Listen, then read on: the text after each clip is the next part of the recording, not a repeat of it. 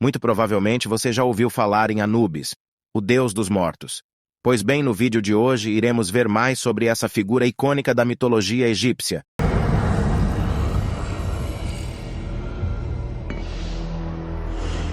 Anubis é uma das mais conhecidas e icônicas divindades da mitologia egípcia, associada ao papel de guia espiritual dos mortos e ao processo de mumificação.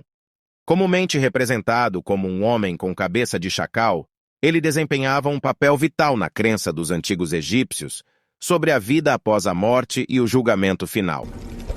Step forward.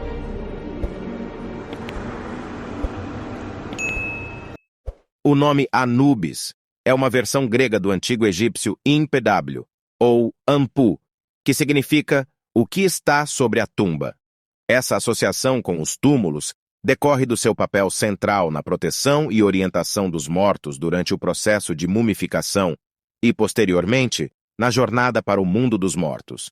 A figura de Anubis está intrinsecamente ligada ao deus Osíris, seu pai segundo a mitologia, o deus da ressurreição e do submundo. De acordo com as lendas, Anubis foi concebido quando sua mãe, Néftis, disfarçou-se como a esposa de Osíris, Ísis, para evitar a fúria de Sete, irmão ciumento de Osíris. Como resultado dessa união, Anubis nasceu com uma aparência peculiar, apresentando uma cabeça de chacal ou de um cão selvagem. O chacal foi escolhido para representar Anubis devido à associação desses animais com a morte e os cemitérios no Egito Antigo. Os antigos egípcios notaram que os chacais frequentemente rondavam as áreas dos cemitérios, provavelmente atraídos pelos corpos em decomposição, e assim começaram a associá-los com o além-vida. Dessa forma, Anubis se tornou o guardião dos túmulos e dos cemitérios, responsável por proteger e guiar os falecidos em sua jornada após a morte. A importância de Anubis na mitologia egípcia era enorme.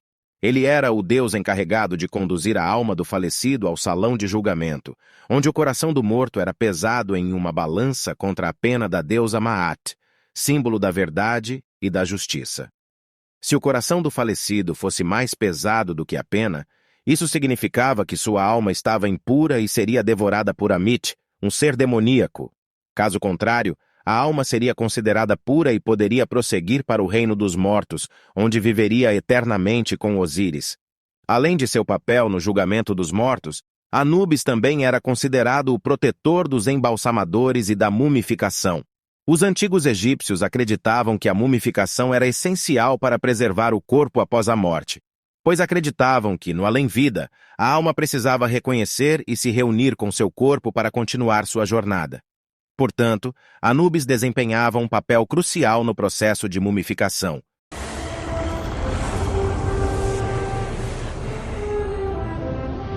Anubis era amplamente adorado no Antigo Egito, e seu culto se estendeu por toda a história do Império Egípcio. Templos dedicados a ele foram construídos em várias cidades, e ele era frequentemente invocado em orações e rituais funerários. Os embalsamadores e sacerdotes que trabalhavam nos cemitérios frequentemente usavam amuletos e estatuetas de Anubis para obter sua proteção e bênção. Com o passar do tempo e o surgimento de novas crenças religiosas, a adoração de Anubis começou a diminuir, e ele gradualmente foi substituído por outras divindades funerárias, como Osíris e Ísis. No entanto, mesmo com o declínio de sua veneração, a imagem de Anubis como o deus guardião dos mortos e do além-vida permaneceu enraizada na cultura egípcia e continua sendo um símbolo reconhecido em todo o mundo até os dias atuais. Na medida em que o Antigo Egito evoluía e passava por mudanças políticas e culturais, a veneração a Anubis foi substituída por outras divindades e crenças, mas sua influência na mitologia e na iconografia continuou a se espalhar por séculos. Embora seu culto tenha sido ofuscado por outras divindades funerárias, a imagem do deus Chacal permanecia um símbolo importante durante toda a história do Egito Antigo. Com o tempo, a própria figura de Anubis foi incorporada em outras divindades funerárias, como Osíris e Horus. A fusão de suas características refletiu a crença contínua na importância da vida após a morte e do julgamento justo no reino dos mortos.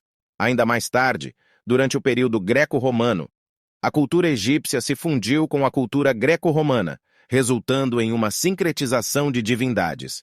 Anubis foi associado a Hermes, o deus mensageiro, e ganhou nova relevância como Psicopompo, o guia das almas para o além-vida. Essa fusão de mitologias permitiu que Anubis alcançasse além das fronteiras egípcias e fosse reconhecido em outros territórios sob o domínio greco-romano. Com a ascensão do cristianismo e o declínio das antigas crenças pagãs, a adoração de Anubis gradualmente desapareceu no Egito.